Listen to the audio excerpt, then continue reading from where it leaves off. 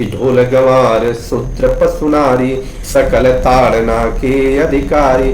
ढोल गंवार शूद्र पशु और स्त्री ये सब शिक्षा के अधिकारी हैं। यहाँ पर हमेशा विवाद होता है, परंतु इस बात को समझना है कि दुनिया का कोई कितना भी ताकतवर व्यक्ति हो, उसको ढोलक दे दिया जाए बजाने के लिए तो पीटने से वह कतई नहीं बजेगा। लेकिन दुनिया का कोई भी कमजोर से कमजोर व्यक्ति हो, अगर उसको कला पता है, उसको ज्ञान पता है, तो ढोलक को बहुत सुंदर आवाज निकाल देगा। इसको समझने की आवश्यकता है। उसी प्रकार गंवार की बात है, गंवार को अगर पीट देंगे तो वह उल्टे आपके सामने प्रस्तुत हो जाएगा और आपका विरोध सीधा करेगा, परंतु उससे उसके भाव में अगर आप बात करेंगे तो उसी प्रकार से आपके साथ लगेगा। शूद्र का स्वभाव भी वही होता है। शूद्र का अर्थ होता है कि जो सेवा का कार्य कर रहा हो, सेवा का कार्य करने वाले से आप शिक्षा के हिसाब से ज्ञान दीजिए कि किस प्रकार से उसको सेवा का कार्य करना है, तभी जाकर के यह हो सकता है।